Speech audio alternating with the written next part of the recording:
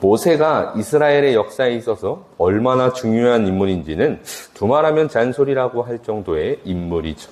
하나님께서는 모세를 떨기나무 아래에서 부르셨습니다.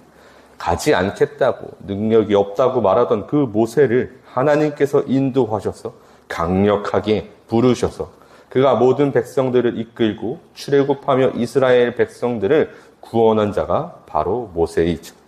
그렇다 보니 이스라엘 백성들은 모세가 사라지자 하나님의 인도하심이 사라졌다 여겼고 아론을 부추겨 금송아지를 만든 것을 보면 그가 얼마만큼 이스라엘 민족에게 영향력을 끼치고 있었는지 잘 알려주는 대목이죠.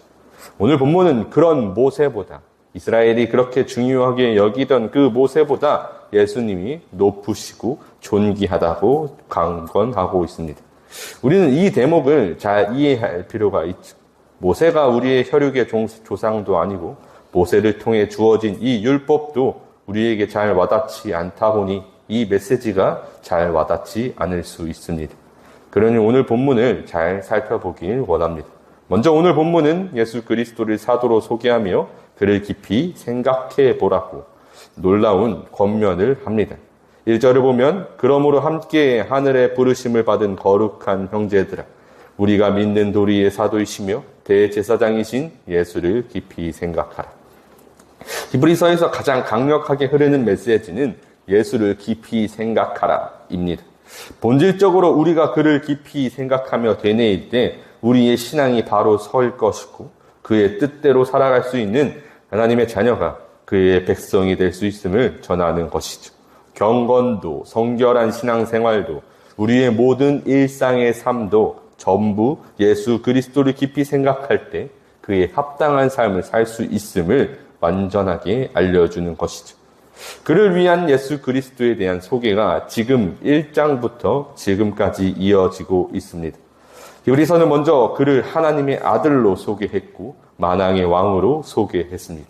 그리고 2장 후반절에서는 대제사장으로 그를 우리에게 소개하며 예수님께서 여전히 우리를 위해 기도하고 중보하심으로 하나님 앞에서 우리를 위해 대속하신 진정한 대제사장으로 우리가 받은 은혜 자체에 대한 강조, 무엇보다 속죄에 대한 강조가 나타나고 있었죠.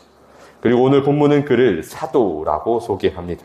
본문에서 예수를 사도로 소개하는 이유 중 하나는 모세와 비교하기 위함도 있을 것이지만 무엇보다 예수님이 하나님으로부터 보냄을 받으신 분이심을 강조하고 또 강조하기 위함이죠.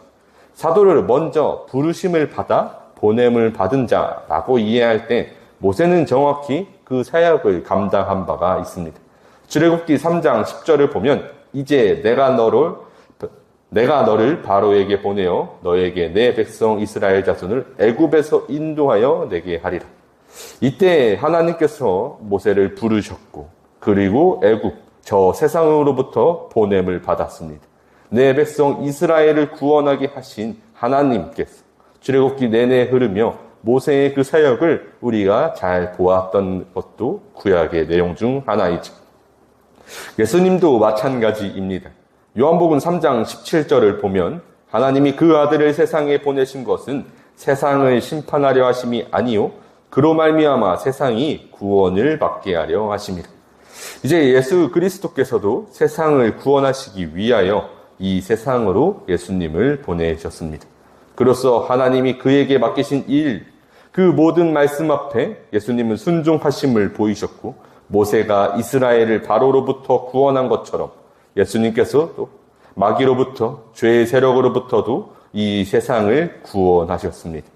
그래서 2절을 보면 오늘 본문 2절을 보면 그는 자기를 세우신 이에게 신실하시기를 모세가 하나님의 온 집에서 한 것과 같이 하셨으니 그러나 모세보다 더욱 영광을 받으시며 존귀하심을 입은 자 모세는 하나님의 부르셔서 그 집을 세운 사람이라면 예수님은 하나님께서 하나님이시고 창조주이시기에 우리의 거할 집이 되시기에 모세보다 더욱 존귀하신 분이심을 오늘 본문 3절과 4절은 이렇게 전합니다.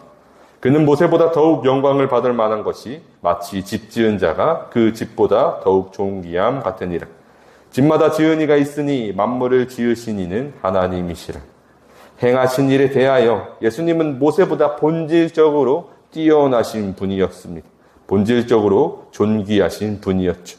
5절을 보면 또한 모세는 장래에 말할 것을 증언하기 위하여 하나님의 온 집에서 종으로서 신실하였고, 또한 모세는 하나님의 온 집, 이스라엘을 위한 신실한 종으로서 그 모든 사역을 감당하며 하나님께 쓰임받은 바가 되었습니다. 하나님의 집, 이스라엘의 집을 그 말씀 앞에 순종함으로 종으로서 구원하였던 모습이 그 모세의 중요한 사역이었죠.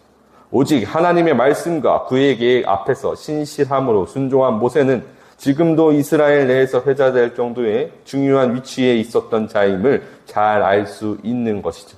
그러나 모세는 그저 하나님이 택하시고 불러내어서 쓰임을 받은 자입니다. 분명히 그가 놀라운 사역을 하였고 이스라엘을 구원한 것이 맞으나 그것은 모두 하나님이 행하신 일이고 본질적으로 예수님과 아주 중요한 차이가 있었죠. 그것은 6절에 잘 드러나는데, 그리스도는 하나님의 집을 맡은 아들로서 그와 같이 하셨으니 우리가 소망의 확신과 자랑을 끝까지 굳게 잡고 있으면 우리는 그의 집이라. 그리스도 예수께서는 하나님의 참 아들로 하나님께서 그에게 맡기신 그 집을 아주 성실하게, 진실하게 하나님의 모든 말씀과 그 뜻 앞에 죽기까지 순종하심으로 잘 돌보신 것이죠. 오늘 본문은 그 주요한 논점, 바로 모세는 하나님이 택하시고 보내신 종이지만 예수 그리스도께서는 하나님의 아들이심을 확증하며 그 아들을 보내신 분이시며, 그리고 예수 그리스도가 행하신 그 모든 사역은 모세보다도 더욱 신실하고 더욱 존귀한 일이었음을 우리에게 전해줍니다. 그러니 우리가 누구를 바라봐야 하는지, 누구를 생각해 봐야 하는지, 누구를 깊게 되뇌어야 하는지를 아주 명확히 제시하는 것이죠. 다윗도, 모세도, 아브라함도 그 누구도 아닌 예수 그리스도이심만을 바라보며 그것을 깊이 되뇌이는 것으로 우리에게 확증되는 것은 우리의 모든 삶 속에서 끝까지 굳게 붙잡아야 할 이가 예수님임을 우리에게 전해줍니다. 우리가 참 소망이 예수 그리스도임을 온전히 바라보고 예수님이 누구인지를 온전히 깨달아 확신과 자랑을 진정 끝까지 붙잡을 수 있는, 예수님이 누구인지를 온전히 깨달아 확신과 자랑을 진정 끝까지 굳게 잡는 하나님의 자녀로 인도할 주님의 능력을 고백하고 있는 것이죠. 그때에 우리는 그의 집입니다. 오늘 본문 6절을 보면 그리스도는 하나님의 집을 맡은 아들로서 그와 같이 하셨으니 우리가 소망의 확신과 자랑을 끝까지 굳게 잡고 있으면 우리는 그의 집이라. 아멘. 우리가 예수 그리스도 안에 거하고 그가 우리 안에 거하니 그 어디든지 하나님의 나라가 되고 주의 처소가 되는 그 은혜를 누릴 것입니다. 그를 위한 예수 그리스도에 대한 소개입니다. 그 누구보다 우리가 더 돕다고, 우리보다 더 위대한 신앙을 고백했다고 여겨지던 그 수많은 믿음의 선진들보다 더욱 존귀하신 분이심을 확증하고 또 확증했던 것이죠. 그것을 온전히 깨달아서 예수 그리스도를 바라볼 때 우리는 참 평강을 누려 그 어떠한 상황이라 할지라도, 고난 중에 있을지라 할지라도 하나님을 진정 찬양하는 온전한 주의 백성이 될 수 있을 것입니다.